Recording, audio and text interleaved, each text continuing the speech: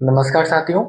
तो मेरा नाम है प्रभात और आपका मेरे YouTube channel Radha nursing academy में बहुत बहुत स्वागत है। तो वीडियो स्टार्ट करने से पहले आप लोगों से एक रिक्वेस्ट है कि जो भी लोग हमारे चैनल पर पहली बार विजिट कर रहे हैं तो प्लीज़ आप लोगों से एक रिक्वेस्ट है कि हमारे चैनल को सब्सक्राइब कर लें और बेल आइकन को प्रेस करके ऑल वाले बटन पर जरूर क्लिक कर लें कि जिससे कि आने वाली नेक्स्ट वीडियो की नोटिफिकेशन आपके पास सबसे पहले पहुंच सके। तो टाइम को वेस्ट ना करते हुए अपने वीडियो को जल्दी स्टार्ट करते हैं। आज हम नेक्स्ट वीडियो देखेंगे हाइपोटेंशन। उस दिन हमने पढ़ा था हाइपरटेंशन, आज हम देखेंगे हाइपोटेंशन। तो हाइपोटेंशन क्या होता है? तो सबसे पहले हम देखेंगे कि डेफिनेशन हाइपोटेंशन होता क्या है। हाइपोटेंशन एक हाइपर होता है, एक होता है हाइपो। तो दो टर्म होते हैं, हाइपो माने होता है कम, एक होता है हाइपर मतलब ज्यादा। नॉर्मल से ज्यादा और नॉर्मल से कम। तो इसकी डेफिनेशन सबसे पहले देखेंगे कि होता क्या है। तो hypotension is a condition in which person blood pressure lower than normal. कितना हो जाता? नॉर्मल से ब्लड प्रेशर कितना कम, कितना टिपिकली बिलो 90 बाई 60 mmHg। तो जो ब्लड प्रेशर होता है वो कितना नॉर्मल से कम हो जाता है। नॉर्मल कितना होता है? 120 बाई 80 mmHg। ठीक, ये तो नॉर्मल होता है। तो इससे क्या हो जाता है? बिलो हो जाता है कितना? 90 बाई 60। इससे कम हो जाता है हमारा ब्लड प्रेशर। तो इससे बोलते हैं हम हाइपोटेंशन। तो blood pressure is the force of blood pushing against the wall of the artery. तो एक नॉर्मल आपने डेफिनेशन सुनी होगी। ब्लड प्रेशर होता क्या है? ब्लड प्रेशर ये होता है, ये हमारी सपोज दैट हमारी बॉडी में आर्टरी है। तो इसमें क्या है? ब्लड फ्लो कर रहा है, इसमें ब्लड का सर्कुलेशन हो रहा है, फ्लो चल रहा है ये। तो इस टाइम पे क्या होता है, जो ये आर्टरी की वॉल है इस पे जो प्रेशर लगता है, इस पे जो प्रेशर लगता है that is cold blood pressure. ये हमारा क्या होता है? Blood pressure. ब्लड प्रेशर तो वो कितना हो जाता है यहाँ पर? हाइपरटेंशन में ब्लड प्रेशर कितना? 140 बाई 90 से ऊपर चला जाता है। और हाइपोटेंशन कितना हो जाता है? 90 बाई 60 से कम हो जाता है। देन देखते हैं इसमें तो किसके वजह से क्या होता है। When this pressure become too low, मतलब कितना बहुत ज्यादा कम हो जाता है, the babies sorry the bodies may not receive enough blood and oxygen. तो जिसकी वजह से हमारी बॉडी को पर्याप्त मात्रा में क्या कहते ब्लड एंड ऑक्सीजन की सप्लाई नहीं हो पाती है। इसकी वजह से हमें हमारी बॉडी में नेक्रोसिस वगैरह एंड अदर चीजें देखने को मिलती हैं। तो और इसी वजह से हमारे जो हमारे बॉडी के ऑर्गन है, हमारी बॉडी के सेल्स है, हमारी बॉडी के टिश्यू है, इनमें प्रॉपर तरीके से क्या ब्लड की सप्लाई नहीं हो पाती है। ठीक है, ये तो इसकी डेफिनेशन है। मैं देखेंगे टाइप्स ऑफ हाइपोटेंशन। हाइपोटेंशन कौन कौन से टाइप्स हैं, तो हम वन बाई वन करके देखेंगे। फर्स्ट है ऑर्थोस्टैटिक हाइपोटेंशन। तो इसमें क्या होता है? Occurs when BP drops on standing from sitting और लाइंग। इसमें क्या होता है, जब कोई भी पर्सन जैसे हाइपोटेंशन कंडीशन है, जब वो पर्सन क्या है खड़ा होता है या लेटता है बैठता है उस टाइम सब ब्लड प्रेशर एकदम लो हो जाता है due to sudden pulling of blood in legs. किसकी वजह से? कि उसकी जो लेग्स की आर्टरी है उनमें क्या होता है ब्लड जम जाता है उस कारण से। अगला है पोस्टरपेरेंडियल हाइपोटेंशन। इसमें होता क्या, इसका मतलब इसमें क्या होता है कि drop in BP after meal specially in adult older adult.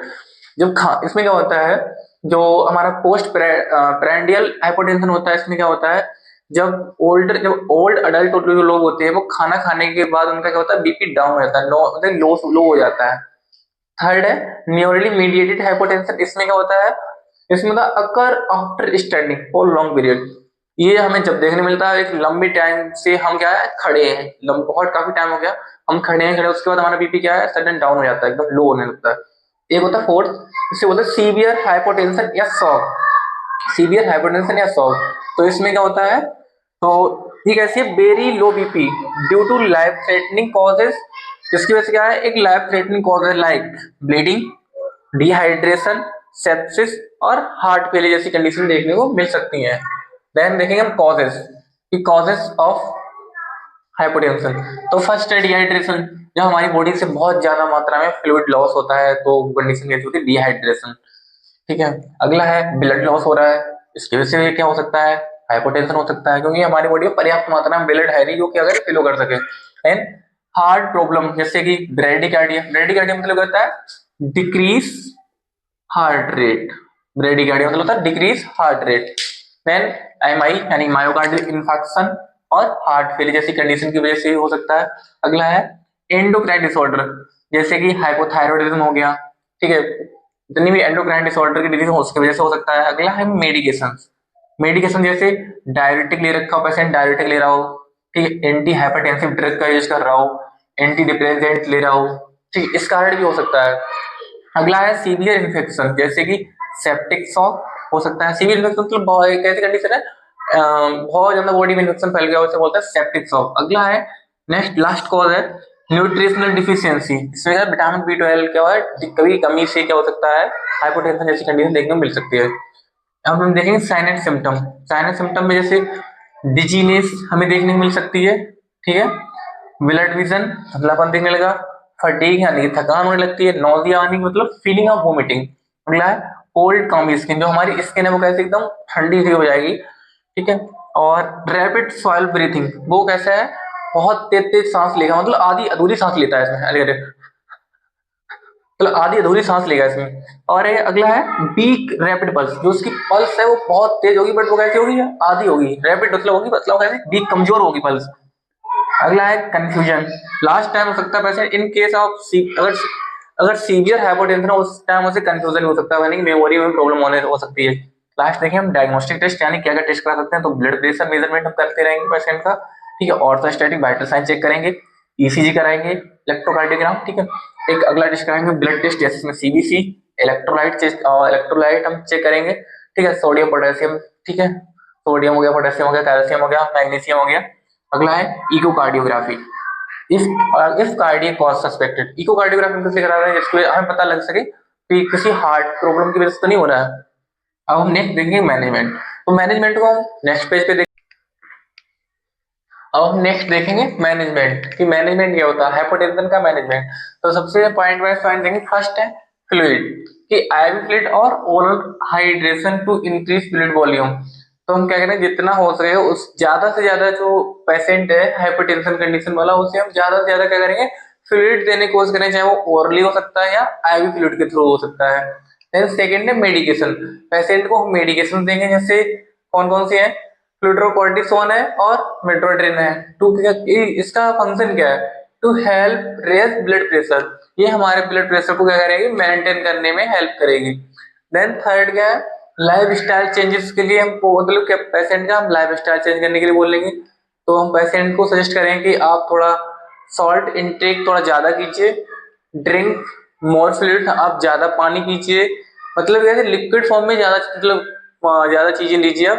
Then अगला है एलिवेटेड हेड ऑफ हेड, जब भी पेशेंट लेटता है उस टाइम क्या करेंगे, हम थोड़ा उसका जो हेड है उसे थोड़ा हम एलिवेट कर देंगे, थोड़ा एलिवेट यानी थोड़ा ऊंचा पिलो वगैरह लगा के थोड़ा ऊंचा कर देंगे।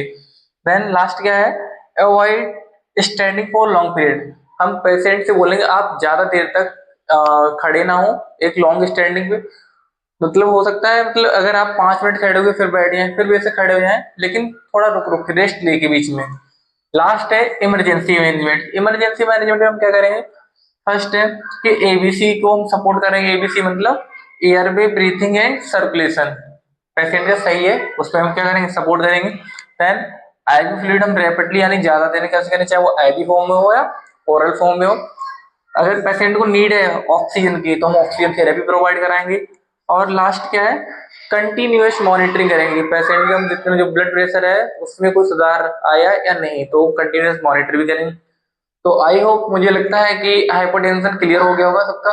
अगर कोई भी डाउट रहता भी है तो प्लीज कमेंट सेक्शन में जाके कमेंट जरूर करें, और हमारे चैनल को सब्सक्राइब करें, शेयर करें, वीडियो को लाइक करें। और अगर कोई भी सब्जेक्ट या टॉपिक आप मतलब चाहते हैं कि उस पर मैं वीडियो बनाऊं, तो प्लीज आप कमेंट सेक्शन में जाके उस टॉपिक का नाम कमेंट जरूर कर सकते हैं। थैंक यू, तो मिलते हैं नेक्स्ट वीडियो में।